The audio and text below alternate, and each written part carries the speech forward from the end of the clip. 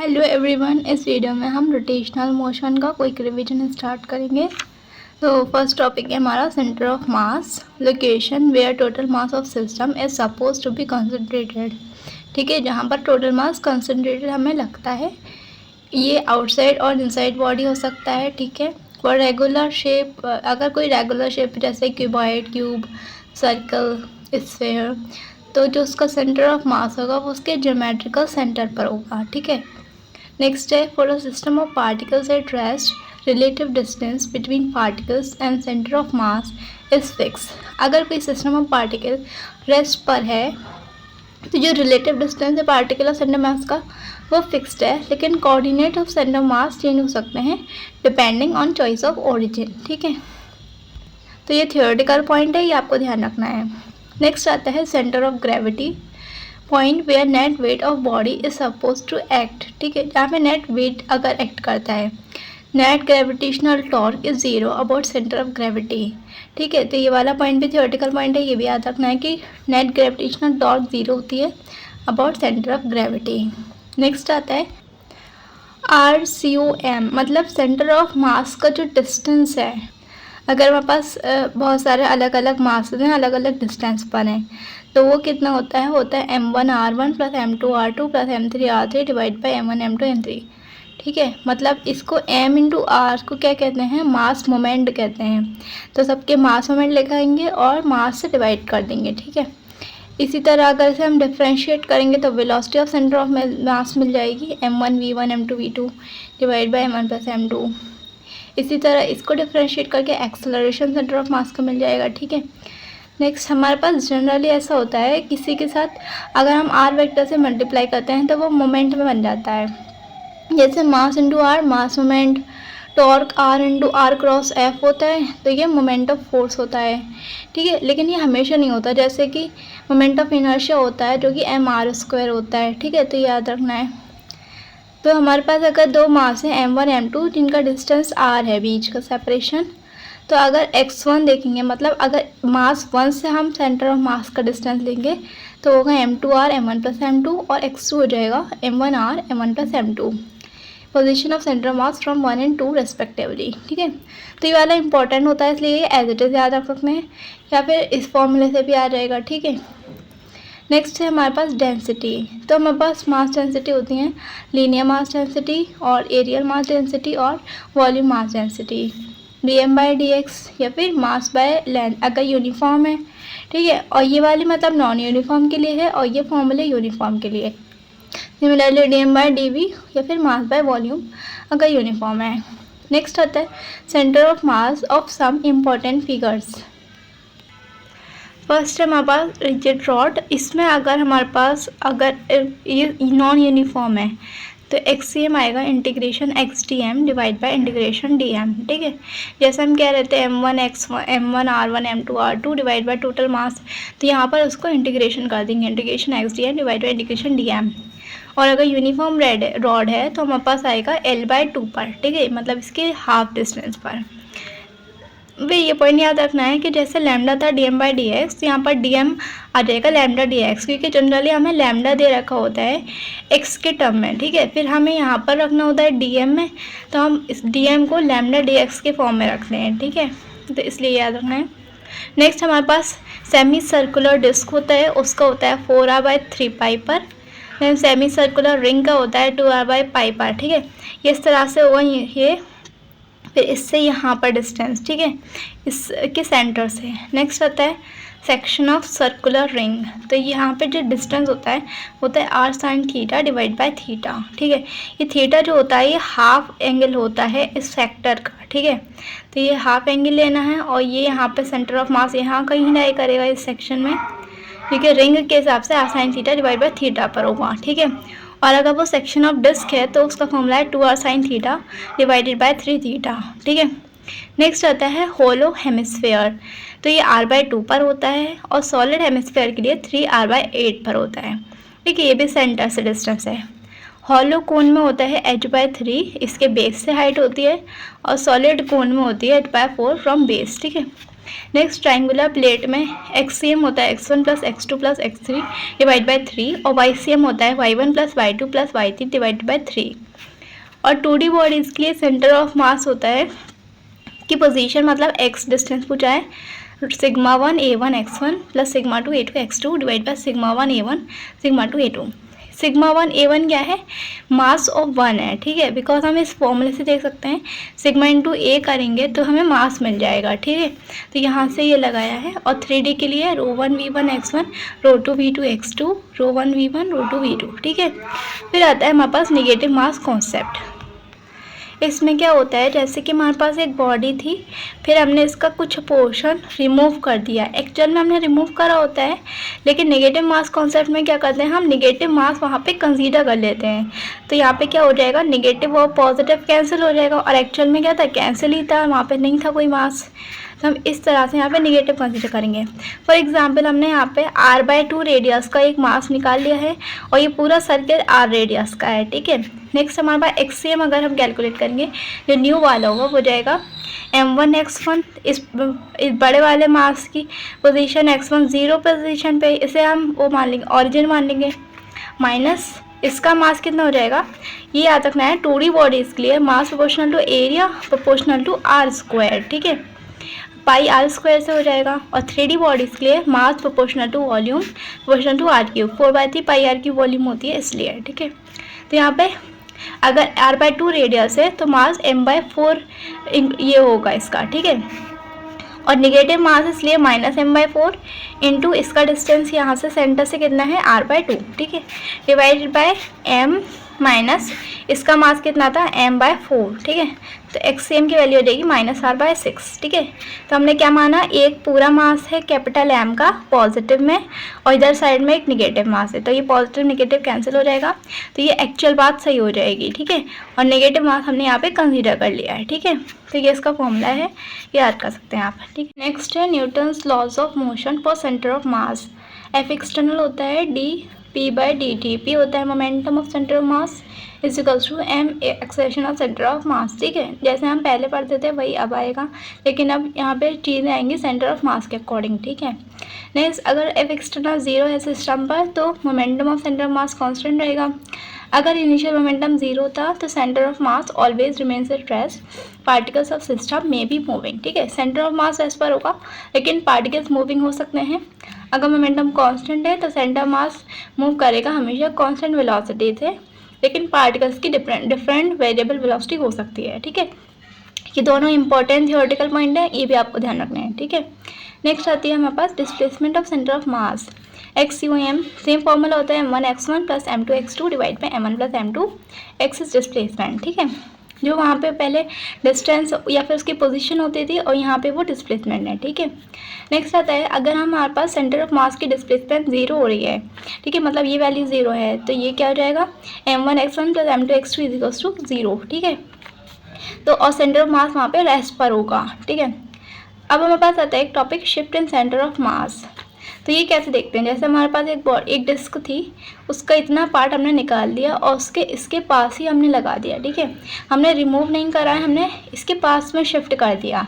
तो क्या होता है, इस मास को जितना बचा हुआ मास है, अब हम बचा हुआ मास लेंगे, नेगेटिव मास नहीं लगाएंगे, तो ये मास बचेगा। अगर r/2 है तो ये m/4 मास है, तो ये वाला कितना बचेगा, 3m/4 मास जो रिमेनिंग मास है।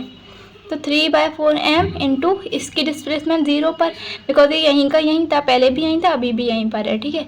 तो 0 डिस्प्लेसमेंट प्लस इसका मास m/4 और इसका हर पॉइंट, जैसे इस पॉइंट को देखते हैं इस सर्किल के, तो ये यहाँ से यहाँ तक आया, मतलब r डिस्टेंस मूव करा। अगर हम इसके सेंटर को देखते हैं तो ये यहाँ से यहाँ तक गया, तो ये भी r डिस्टेंस मूव करा, तो यहाँ के इसकी displacement I r। Total mass m/4 plus m/4, तो ये m हो जाएगा, मतलब शिफ्ट ऑफ सेंटर ऑफ मास कितना हो जाएगा, r/4, ठीक है, इस फॉर्मूले से। तो ये वाला ध्यान रखना है। नेक्स्ट हमारे पास ये पुली का होता है, जैसे अगर एक मास हैवी है m1 और m2 यहाँ पे थोड़ा लाइट है, तो acceleration of centre of mass आता है -m1 minus m2 m1 plus m2 whole square into g, ठीक है। निगेटिव शो करता है कि acceleration of centre of mass is towards a heavy body, ठीक है। फिर मैन प्लैंक प्रॉब्लम होती है जहाँ पे अगर फ्रिक्शन ज़ीरो है, स्मूथ है ये प्लैंक, ठीक है, तो यहाँ पे प्लैंक की डिस्प्लेसमेंट पूछी जाती है और मैन की पूछी जाती है, ठीक है। तो डिस्प्लेसमेंट ऑफ सेंटर ऑफ मास इस केस में क्या है, ज़ीरो, ठीक है। तो ये वाला पॉइंट याद रखना है कि जब ये वाले प्रॉब्लम आती हैं, जितने भी इस टाइप के क्वेश्चन होते हैं, उसमें displacement of centre of mass zero होती है, ठीक है, जहाँ पे फ्रिक्शन ज़ीरो है। और m1x1 प्लस m2x2 ज़ीरो होता है। x1 आता है m2l m1 plus m2, x2 equals to m1l m1 plus m2, ठीक है। 1 की डिस्प्लेसमेंट निकालनी है तो 2 का मास लेना है, 2 की निकालनी है तो 1 का मास लेना है। अब जैसे हमारे पास मैंने इसमें सारी केस इंक्लूड करे हैं, जैसे m1 मास इधर जा रहा है, m2 इधर जा रहा है, m3 रेस्ट पर है, m4 अपोजिट डायरेक्शन में जा रहा है और m5 प्लैंक का मास है, ठीक है। तो अगर प्लैंक की डिस्प्लेसमेंट पूछी जाए तो वही मास की डिस्प्लेसमेंट होगी m3 की, ठीक है, बिकॉज ये रेस्ट पर है और mass of body at rest is considered along with plank, तो इसलिए इसका मास हमने प्लैंक के साथ लिया है, ठीक है। तो यहाँ पे अगर हमारे पास प्लैंक की डिस्प्लेसमेंट पूछी है या फिर रेस्ट वाले मास की, तो वो सेम रहेगी। तो यहाँ पे क्या आएगा, m1l जो सेम डायरेक्शन में उनका साइन पॉजिटिव लेना है, m2l प्लस, अगर ये डिस्टेंस कोई x डिस्टेंस चल रहा है तो उतना ही डिस्टेंस लेना है, ठीक है। अगर ये यहीं से चलता तो l लिखते हैं, ठीक है, और माइनस, बिकॉज ये अपोजिट डायरेक्शन में जा रहा है, माइनस m4l, ठीक है। l मतलब इसका जितना भी डिस्टेंस ये चलेगा, ठीक है, डिवाइडेड बाय मास हमें नीचे सारे ही लेने हैं, ठीक है, 1 2 3 4 5 पाँचों के मास लेने हैं, ठीक है। फिर हमारे पास आता है टॉर्क। टॉर्क होता है हमारे पास एक्सियल वेक्टर, टॉर्क होता है tau is equals to r cross F या फिर आर एफ साइन थीटा, ठीक है। इसमें या तो फोर्स परपेंडिकुलर होता है रेडियस के या फिर रेडियस परपेंडिकुलर फोर्स के, ठीक है। ऐसा यूनिट न्यूटन मीटर होती है, लेकिन इसे जूल नहीं कह सकते बिकॉज जूल हमारे पास एक स्केलर प्रोडक्ट की यूनिट होती है और ये हमेशा एक्सियल वेक्टर है, ठीक है, इसलिए इसकी यूनिट जूल नहीं आएगी, न्यूटन मीटर आएगी। नेक्स्ट आता है, जैसे ये आर वेक्टर है तो x2 minus x1 i cap plus y2 minus y1 j cap plus z2 minus z1 k cap, ये जो होता है इसमें अगर कोई बॉडी है तो ये पॉइंट ऑफ रोटेशन है और ये वाला है point of action of force. तो जहाँ पे रोटेशन का पॉइंट होता है वो x1 और y1 और z1 है और जो फाइनल पोजीशन है वो है जहाँ पर एक्शन ऑफ फोर्स होता है, ठीक है। तो ये टाउ पॉजिटिव होगी तो एंटी क्लॉकवाइज, ठीक है, एंटी क्लॉकवाइज में टाउ पॉजिटिव होती है, इस तरह का बाहर की साइड में आता है। टाउ नेगेटिव तो क्लॉकवाइज डायरेक्शन होता है अंदर की साइड में, ठीक है। और ये जनरल कन्वेंशन है, आप अगर अपनी कन्वेंशन के अकॉर्डिंग डायरेक्शन चेंज कर सकते हैं। अगर सारे ही ऊपर की साइड है तो आप सबको पॉजिटिव लेते हैं, लेकिन अगर सारी नीचे की साइड है तब भी आप अपने सॉल्व करने के लिए पॉजिटिव भी ले सकते हैं, नेगेटिव भी ले सकते हैं, ठीक है। नेक्स्ट हमारे पास आता है tau perpendicular to r vector perpendicular to F vector, tau dot और r equals to 0, tau dot F equals to 0, tau dot A equals to 0। Because ये हमारे पास क्रॉस प्रोडक्ट है तो ये इसके परपेंडिकुलर है और जब परपेंडिकुलर होते हैं तो उनका डॉट प्रोडक्ट 0 होता है, ठीक है। नेक्स्ट हमारे पास आता है मैकेनिकल इक्विलिब्रियम। इसमें क्या होता है, rotational equilibrium plus translational equilibrium, मतलब tau net and F net 0 on system, ठीक है। तो इसमें फर्स्ट केस आता है, अगर कोई बॉडी पे हम उसके एक्सिस ऑफ रोटेशन के साइड पे फोर्स लगाते हैं तो अगर फोर्स इक्वल है तो टॉर्क 0 होगी और एफ नेट भी 0 होगा, लेकिन अगर फोर्स नॉन 0 है तब भी टॉर्क 0 होगी because force acting along line of axis, ठीक है। जहाँ पे ये रोटेट कर सकता था वहीं पे फोर्स है तो इसलिए यहाँ पे क्या हो जाएगा, टॉर्क हमेशा ही 0 आएगी और यहाँ पे एफ नेट नॉन इक्वल हो जाएगा और यहाँ पे इक्वल है इसलिए नेट 0 है, ठीक है। फिर हमारे पास अगर हमारे पास दोनों साइड से हमारे पास एंड से फोर्स लग रहा है, ठीक है, ये थोड़ा डायग्राम गलत बन गया है, ये यहाँ पर एंड में आएगा और यहाँ पे भी एंड में आएगा, ठीक है। तो अगर फोर्स इक्वल है तो टाउ नेट 0 हो जाएगा, ठीक है, जितना ये इधर रोटेट करेगा उतना ये इधर रोटेट करेगा, नेट 0 हो जाएगा। और अगर फोर्स नॉन 0 है हमारे पास तो क्या होगा, तो टाउ नॉन 0 होगी, जिसका फोर्स ज़्यादा हुआ उसकी साइड में ही घूमने लगेगी, ठीक है। इस केस में भी एफ नेट नॉन 0 है और इस केस में भी एफ नेट नॉन 0 है, ठीक है। थर्ड केस आता है कपल फोर्स का, जिसमें एक फोर्स इधर लग रहा होता है एक इधर, जैसे कि दोनों अपोजिट फोर्सेस होते हैं, इक्वल होते हैं, ठीक है, और सेम डायरेक्शन में वर्क कर रहे होते हैं। तो इसका एफ नेट 0 होता है, टॉर्क आता है एफ आर बिकॉज दोनों सपोर्ट कर रहे होते हैं, ये भी इधर रोटेट कर रहा है ये भी इधर रोटेट कर रहा है, ठीक है। तो सेम डायरेक्शन की वजह से 2FR टॉर्क होती है। तो इसे हम बोलते हैं translational equilibrium but not rotational equilibrium, pair of equal and opposite forces, ठीक है। नेक्स्ट हमारे पास आता है अगर F1 और F2 एक्ट कर रहे हैं, ठीक है, और यहाँ पे हिंज लगा हुआ है, ठीक है। तो रोटेशनल इक्विलिब्रियम होता है τ1 τ2 के इक्वल होता है। उस केस में क्या होता है, F1R1 इक्वल्स टू F2R2, ठीक है। जितना ये इधर रोटेट करेगा उतना ये उधर रोटेट करेगा, और ये बीच में है जैसे, ठीक है। तो मैकेनिकल एडवांटेज होता है F2/F1, जैसे हम कहते हैं लोड अपॉन एफर्ट, क्योंकि हो जाएगा R1/R2, ठीक। तो जनरली हम क्या कहते हैं कि मैकेनिकल एडवांटेज ग्रेटर देन 1 होता है कि हमारा लोड ज़्यादा है, एफर्ट कम है, और डिस्टेंस यहाँ पे फिर ज़्यादा हो जाएगा, R1 और R2 कम है, ठीक है, इस तरह से।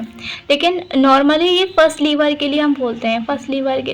लेकिन इसके अलावा बहुत सारे टाइप के लीवर होते हैं जिसमें हिंज कहीं पर होता है, ये सारी चीज़ें इतनी इंपॉर्टेंट नहीं है। लेकिन इसमें mechanical advantage greater than equal to 1 हो सकता है और लेस देन 1 भी हो सकता है, ठीक है। इसका पहले प्रीवियस ईयर में क्वेश्चन आया था, लेकिन अब इतना इंपॉर्टेंट नहीं है, ठीक है। नेक्स्ट हम पढ़ते हैं पेन बैलेंस या फिर फिजिकल बैलेंस।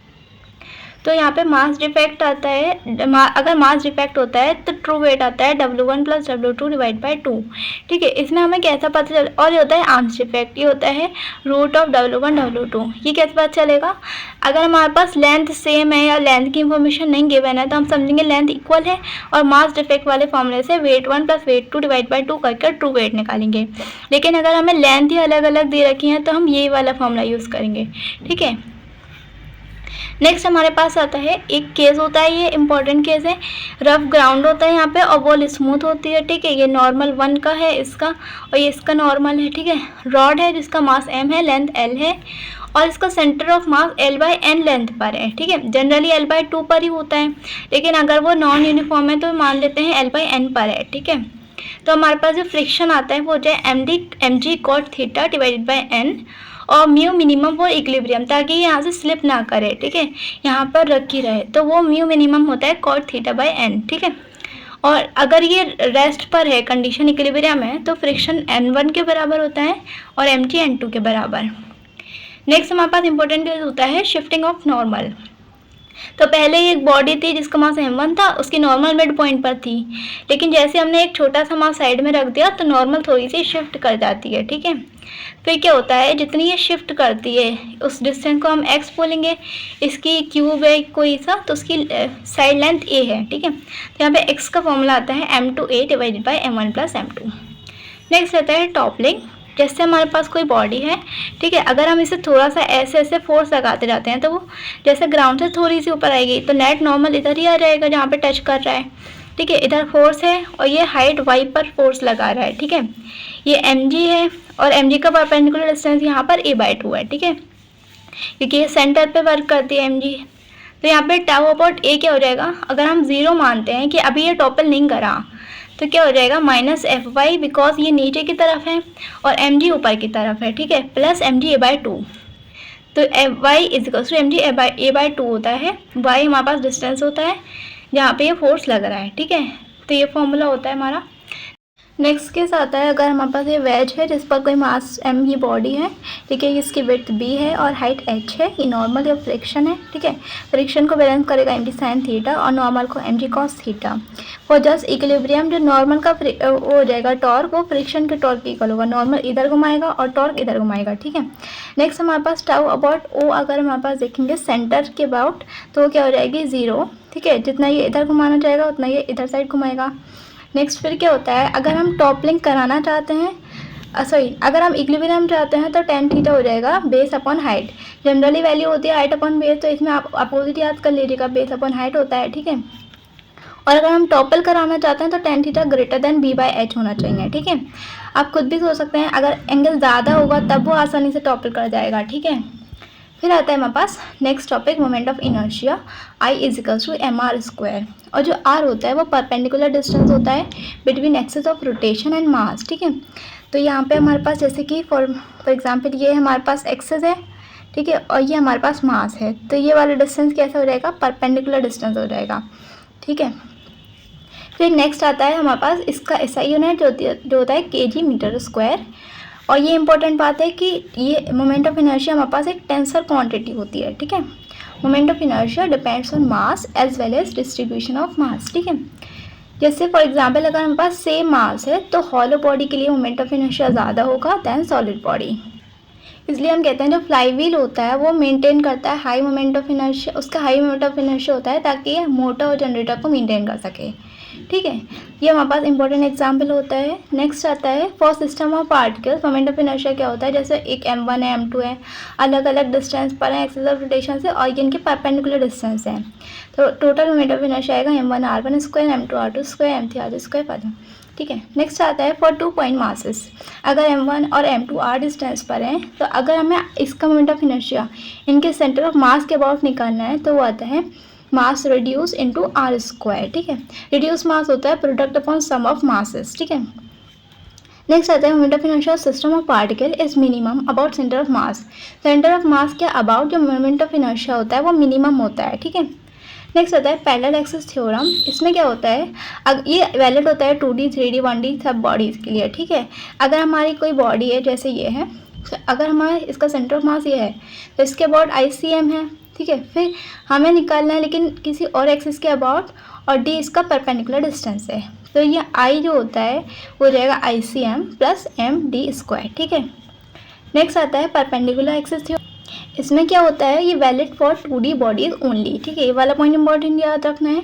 ठीक है, तो इसमें क्या होता है, जैसे हमारे पास एक प्लेन है जिसमें IY और IX है। ठीक है, कोई 2D लैमिना की बात करते हैं, तो IX IY अबाउट एक्सिस, ये इनर्शिया क्या होगा उन एक्सिस के अबाउट जिनके थ्रू जो सेंटर ऑफ मास से पास होते हैं और जो एक दूसरे के परपेंडिकुलर हैं लेकिन प्लेन ऑफ बॉडी में है। ठीक है, नेक्स्ट फिर आता है हमारे पास inertia about Z axis, about axis perpendicular to plane of body passing through centre of mass, ये भी सेंटर ऑफ मास से पास करती है लेकिन प्लेन ऑफ बॉडी के परपेंडिकुलर है। ठीक है, तो क्या है IX IY जो है प्लेन ऑफ बॉडी में है, सेंटर ऑफ मास से पास होती हैं और दोनों एक दूसरे के परपेंडिकुलर हैं।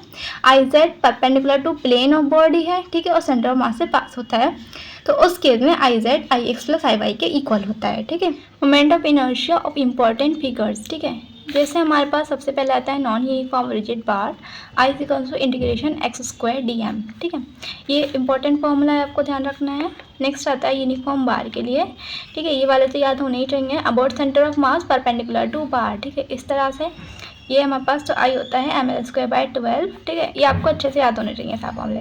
About centre of mass parallel to bar means यहाँ पे अगर इस एक्सिस के अबाउट देखेंगे तो यहाँ पे डिस्टेंस 0 ही हो जाएगा, बिकॉज यहीं पर एक्सिस है, यहीं पर डिस्टेंस है, जो परपेंडिकुलर डिस्टेंस है, इसलिए यहाँ पे इनर्शिया 0 होता है about and perpendicular to bar. ठीक है, तो यहाँ पर अगर इस एंड से देखेंगे तो हो जाएगा mL²/3। नेक्स्ट आता है हमारे पास इंक्लाइंड रॉड के लिए, तो वो कैसे दिखेंगे, अगर हमारे पास ये एंगल थीटा है तो यहाँ पर इसके अबाउट देखना है तो हो जाएगा mL²/12 साइन स्क्वायर थीटा। ठीक है, जब सेंटर पर था, अगर जब एंड पर होगा एंगल पर तो mL²/3 साइन स्क्वायर थीटा। ठीक है, साइन स्क्वायर थीटा ऐड करना है। नेक्स्ट हमारे पास आता है रिंग के लिए फोर्थ वाला, तो about axis perpendicular to plane, यही वाला ज़्यादा इंपॉर्टेंट होता है, जनरल केस यही माना जाता है। I equals to mr², tangent perpendicular to plane. ठीक है, टेंजेंट है जो कि प्लेन के परपेंडिकुलर है वो होता है 2mr², डायमीटर के about mr²/2, tangent parallel to plane 3/2 mr²। Tangent में प्लस mr² कर देना है बिकॉज वो r डिस्टेंस पे दूर होती है, तो हम यहाँ पे पैरेलल एक्सिस थ्योरम से इसमें प्लस mr² ऐड कर देंगे तो ये आएगा 2mr², इसमें प्लस mr² करेंगे तो 3/2 mr²। ठीक है, फिर आता है डिस्क का about axis mr²/2, tangent perpendicular to plane 3/2 mr² plus mr² करा है। ठीक है, डायमीटर के अबाउट mr²/4 और tangent parallel to plane 5/4 mr²। फिर आता है हॉलो सिलेंडर का, तो हॉलो सिलेंडर के केस को आपको रिंग के केस से मैच करना है। About axis mr², generator axis मतलब टेंजेंट माना जाता है। ठीक है, जैसे ये सिलेंडर है तो इस एक्सिस के अगर हमसे पूछा जाता है ये वाला तो ये होता है जनरेटर एक्सिस या फिर टेंजेंट, तो ये 2mr² and perpendicular two cylinder. ठीक है, इस टाइप से अगर हमारे पास है तो ये डायमीटर दिख रहा है रिंग का और ये हमारे रॉड का क्या दिख रहा है एंड, तो ये रहेगा mL²/3 प्लस mr²/2। ठीक है, फिर आता है about centre of mass perpendicular two cylinder मतलब इधर साइड में, तो ये रहेगा mr²/2 प्लस mL²/12। ठीक है, नेक्स्ट सॉलिड सिलेंडर को आपको डिस्क के फॉर्मूले से मैच करना है।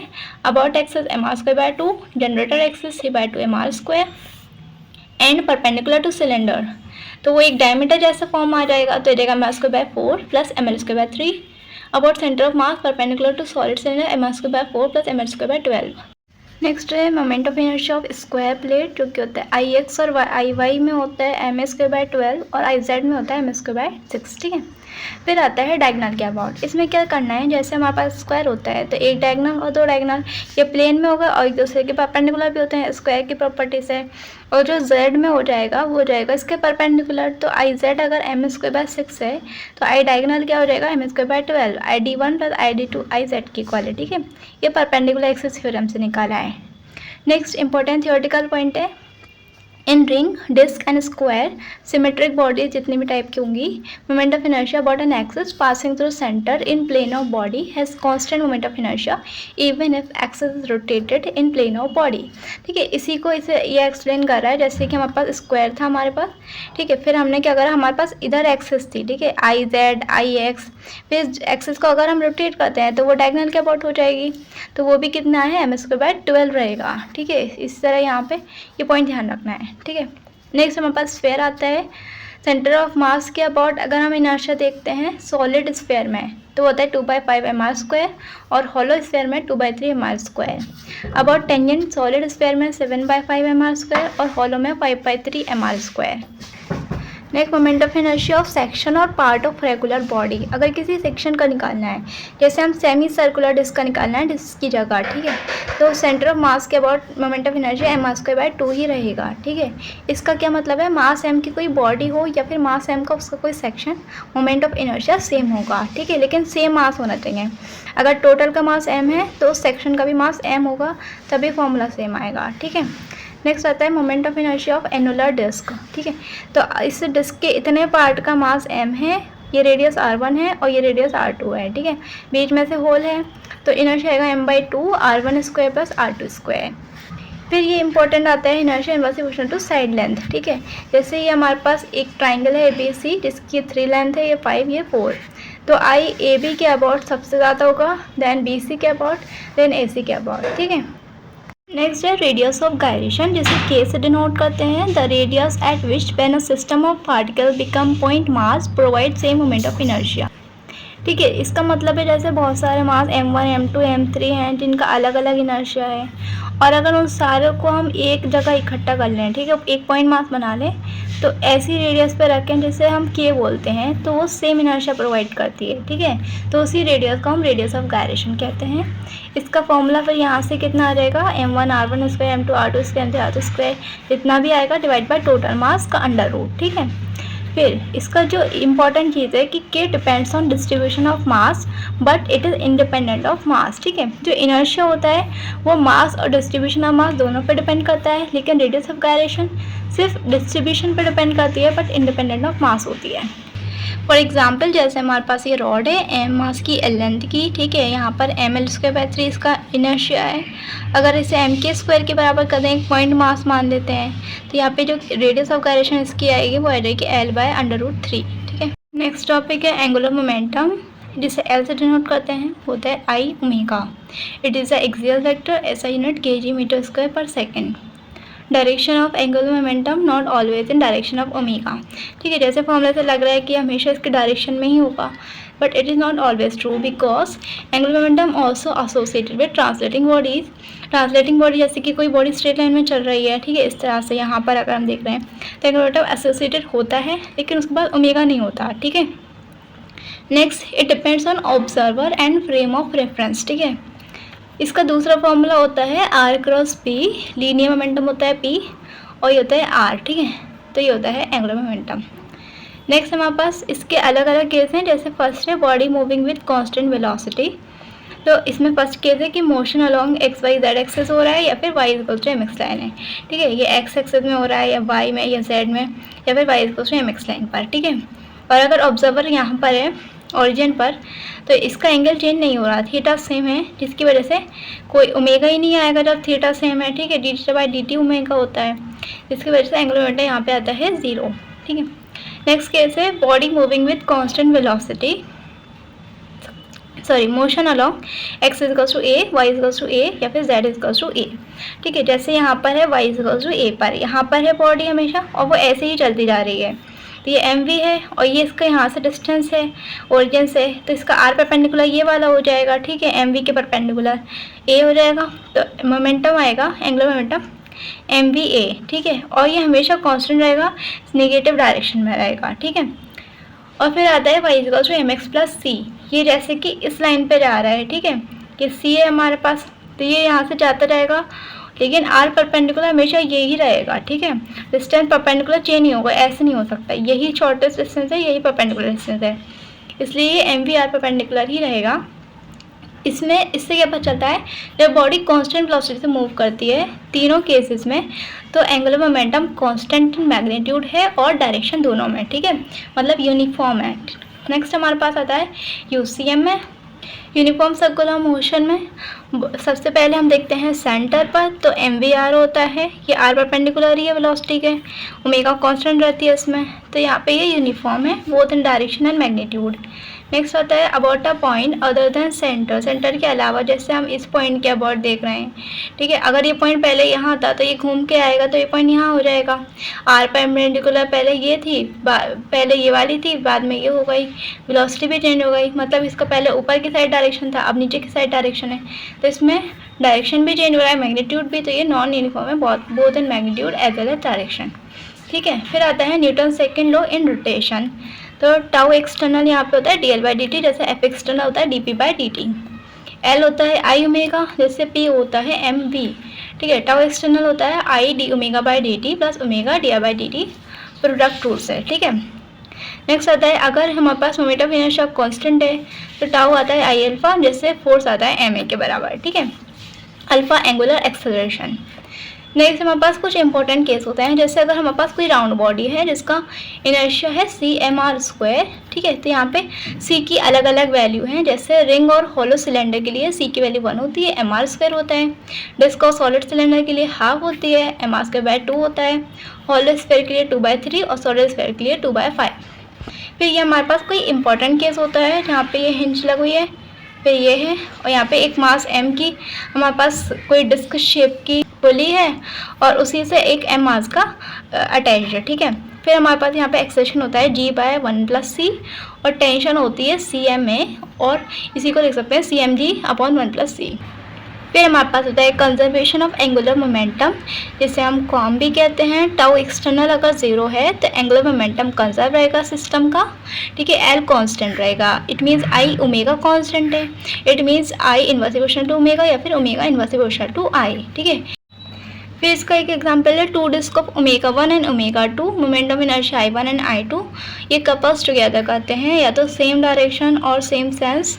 तो फर्स्ट केस है सेम डायरेक्शन में, तो ये होता है I1 omega 1 plus I2 omega 2 is equal to I1 plus I2 into omega, ठीक है, ये फाइनल ओमेगा है, ठीक है, हमने एंगुलर मोमेंटम को इक्वल कर दिया है। अगर इनमें टाउ एक्सटर्नल 0 है तो फाइनल ओमेगा आएगा I1 omega 1 plus I2 omega 2 divide by I1 plus I2, ठीक है।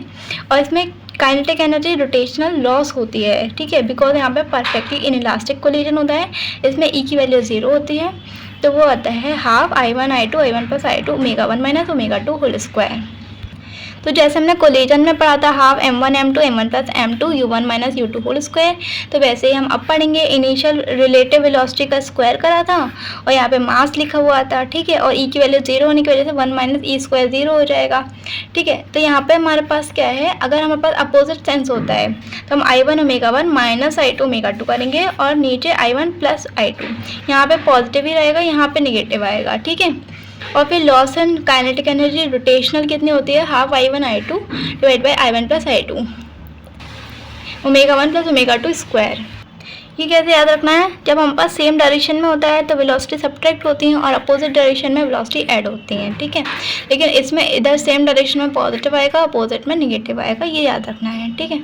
फिर हमारे पास आता है एवरेज टॉर्क का फॉर्मूला, जो कि होता है I into alpha average L final minus L initial divided by T. Rotational kinetic energy होती है half I omega square half L omega L square by 2 I, ठीक है। जैसे ट्रांसलेशनल होती है half M V square half P V P square by 2m, ठीक है। फिर आता है हमारे पास रोलिंग मोशन। रोलिंग होता है रोटेशनल प्लस ट्रांसलेशनल, ठीक है। जैसे ये वी वेलोसिटी से ट्रांसलेट कर रही है और ओमेगा से रोटेट भी करती जा रही है, तो ये हो जाएगा हमारे पास रोलिंग मोशन। फर्स्ट आता है इम्प्योर रोलिंग। अगर वेलोसिटी आर ओमेगा से ज़्यादा है तो डिस्टेंस 1 राउंड में 2πr से ज़्यादा हो जाएगा, तो वो फॉरवर्ड स्लिपिंग होती है। और अगर वेलोसिटी कम है आर ओमेगा से तो distance in 1 round less than 2πr हो जाएगा, इसे कहते हैं बैकवर्ड स्लिपिंग। नेक्स्ट आता है प्योर रोलिंग, जिसमें वी आर ओमेगा की इक्वल होती है और इसकी कुछ इंपॉर्टेंट प्रॉपर्टीज़, ये सारी ही इंपॉर्टेंट है, याद रखनी है। फर्स्ट है point of contact is at rest, ठीक है। पॉइंट ऑफ कांटेक्ट रेस्ट पे होता है, उसकी वेलोसिटी 0 होती है। Velocity of top most point is twice of velocity of centre of mass, ठीक है। जो टॉप मोस्ट पॉइंट होती है उसकी वेलोसिटी ट्वाइस होती है सेंटर ऑफ मास की वेलोसिटी की, मतलब 2 टाइम्स ऑफ वेलोसिटी होती है। नेक्स्ट है friction is static and work done by friction is 0। जो फ्रिक्शन होता है वो स्टैटिक होता है, उसका वर्क 0 होता है because friction and displacement simultaneously present नहीं होते। नेक्स्ट होता है friction act as non dissipative force, मतलब ये एनर्जी लॉस नहीं कराता है। Friction maintain pure rolling by supplying required translation and rotational motion, मतलब अगर ट्रांसलेशन कम हो रहा है, वेलोसिटी कम है, आर ओमेगा ज़्यादा है तो ये वेलोसिटी को बढ़ा देगा, और अगर ओमेगा कम है तो ये ओमेगा को सपोर्ट करेगा, ठीक है। तो मतलब ये प्योर रोलिंग को सपोर्ट करता है। नेक्स्ट आता है pure rolling on rough plane surface, ठीक है। तो इसका इनर्शिया आई है जो कि CMR² है, फोर्स सेंटर पे लग रहा है, फ्रिक्शन पीछे की साइड है और ये रफ सरफेस है, तो एक्सेलरेशन आता है F/m 1+c। जैसे उसमें था g/1+c, तो ये आ जाएगा F/m 1+c। Friction equals to CMA equals to CF/1+c। यहाँ पे एक्सेशन जो है वो हम सेंटर ऑफ मास का डिनोट कर रहे हैं, ठीक है। फिर अगर जनरल रोलिंग, मतलब वो प्योर इम्प्योर कुछ भी हो सकती है, तो जनरल फॉर्मूला जो होता है वो होता है F/m 1+c into h/r+1। Friction होता है F/h/r-c/1+c, ठीक है। और एक्सेलेरेशन मैक्सिमम होता है h=r पर, जिसकी वैल्यू होती है 2F/m 1+c, ठीक है। फिर आता है अगर h हमारे पास CR की इक्वल है तो फ्रिक्शन 0 हो जाएगा, हम यहाँ पे रख सकते हैं। अगर ये CR है तो ये कैंसिल, C - C 0, तो फ्रिक्शन की वैल्यू 0 हो जाएगी, ठीक है। तो इसमें 2 केस हो सकते हैं, या तो प्योर रोलिंग हो रही है, स्मूथ सरफेस है, या फिर हमें फ्रिक्शन की रिक्वायरमेंट नहीं है, ठीक है। तो यहाँ पे फ्रिक्शन 0 लग रहा है। h क्या है? Height eight which force is applied. अगर हमारे पास हाइट CR से ज़्यादा है तो फ्रिक्शन पॉजिटिव हो जाएगा, फॉरवर्ड फ्रिक्शन कहेंगे। हाइट अगर CR से कम है तो फ्रिक्शन नेगेटिव है, बैकवर्ड फ्रिक्शन कहेंगे। जैसे हमारे पास डिस्क है तो इसकी हाइट अगर हमने ली 3r/4, जहाँ पे हम फोर्स अप्लाई कर रहे हैं, और CR की वैल्यू है r/2, मीन्स हाइट यहाँ पे ज़्यादा है CR से, इट मीन्स क्या हो जाएगा? फॉरवर्ड फ्रिक्शन हो जाएगा, ठीक है। फिर आता है हमारे पास kinetic energy of pure rolling body. जो प्योर रोलिंग बॉडी की काइनेटिक एनर्जी होती है ट्रांसलेशनल प्लस रोटेशनल, हो जाएगी half mv² plus half I omega square. Omega को आई को लिख सकते हैं CMR², ओमेगा v²/r², तो वैल्यू आ जाएगी half mv² plus half mv² into c। तो वैल्यू फाइनल आती है काइनेटिक एनर्जी रोलिंग या फिर total kinetic energy equals to half mv² into 1+c। और काइनेटिक एनर्जी रोटेशनल होती है c times of kinetic energy translational, इस वैल्यू से हम देख सकते हैं, ठीक है। ये दोनों ही इंपॉर्टेंट है, याद रखने हैं। फिर हमारे पास कुछ रेशो आते हैं, ट्रांसलेशनल अपॉन टोटल एनर्जी या फिर rolling energy. Kinetic energy of rolling is equals to 1/1+c। Rotational divided by total या फिर रोलिंग काइनेटिक एनर्जी C/1+c। फिर C की वैल्यू होती है k²/r², K की वैल्यू होती है रेडियस ऑफ गायरेशन, ठीक है। या तो इस टर्म्स में दे रखा होता है, C की वैल्यू यहाँ पे पुट कर देंगे, या फिर डायरेक्ट C की वैल्यू से आप याद कर सकते हैं। फिर आता है वर्क एनर्जी थ्योरम से वर्क नेट जो होता है वो चेंज इन टोटल एनर्जी यहाँ पे यूज़ करेंगे हम। यहाँ पे रोटेशनल और ट्रांसलेशनल दोनों का चेंज देखेंगे। फिर आता है pure rolling on inclined plane. Acceleration of centre of mass होता है g sin theta divide by 1+c। Friction होता है CMA CMg sin theta 1+c। Mu minimum होता है c tan theta divide by 1+c। जो म्यू वेज होता है pure rolling के लिए इंक्लाइंड प्लेन पर होता है ग्रेटर देन और इक्वल टू म्यू मिनिमम, ठीक है। नेक्स्ट टॉपिक है, अगर हम वर्क एनर्जी थ्योरम लगाएंगे तो mgh because gravity h height नीचे लाएगी is equals to half mv² 1+c, ठीक है। तो v is equals to √2gh divided by 1+c, और v is equals to u plus 80 से हम टाइम का फॉर्मूला डिराइव कर लेंगे 1/sin theta √2h/g into 1+c। सिर्फ इस वाले फॉर्मूले में 1+c ऊपर आता है, बाकी जनरली सारे फॉर्मूले में 1+c डिवाइड में आता है। नेक्स्ट हमारे पास इंपॉर्टेंट चीज़ है, इनर्शिया जितना ज़्यादा होगा उतना ज़्यादा फ्रिक्शन होगा, उतना ज़्यादा म्यू होगा। जितना ज़्यादा इनर्शिया होगा उतना कम एक्सेलरेशन होगा, उतनी कम वेलोसिटी होगी, उतना ज़्यादा टाइम होगा, ठीक है। फिर आता है, मतलब ये डायरेक्ट रिलेशन नहीं है, लेकिन हमने मतलब एक वो बताने के लिए कि अगर इनर्शिया बढ़ेगा तो फ्रिक्शन बढ़ेगा और एक्सेलरेशन कम होगा, टाइम ज़्यादा होगा, ठीक है। मीन्स इनर्शिया ज़्यादा, फ्रिक्शन ज़्यादा, म्यू ज़्यादा, एक्सेलरेशन कम, वेलोसिटी कम, टाइम ज़्यादा, ठीक है। नेक्स्ट आता है impure rolling on incline wedge. इसमें mu wedge less than mu minimum होता है, फ्रिक्शन काइनेटिक और कांस्टेंट होता है, acceleration g sine theta minus mu g cos theta. और अगर मास सेम है तो फ्रिक्शन, एक्सेशन, वेलोसिटी, टाइम ये सेम रहेगा इंडिपेंडेंट ऑफ शेप, ठीक है। जैसे पहले सी पर डिपेंड करता था इनर्शिया पूरा, लेकिन यहाँ पे मास अगर सेम है तो ये वैल्यूज सेम रहेंगी, सारी ट्रांसलेटिंग वैल्यूज, ठीक है। Friction act as dissipative force, मतलब अभी एनर्जी लॉस भी कराएगा जिसकी वजह से मैकेनिकल एनर्जी कंजर्व नहीं रहेगी, ठीक है। जो काइनेटिक एनर्जी रोटेशनल है वो इनर्शिया से इनवर्स प्रोपोर्शनल होती है इम्प्योर रोलिंग के केस में, ठीक है। फिर आता है angular momentum in rolling bodies.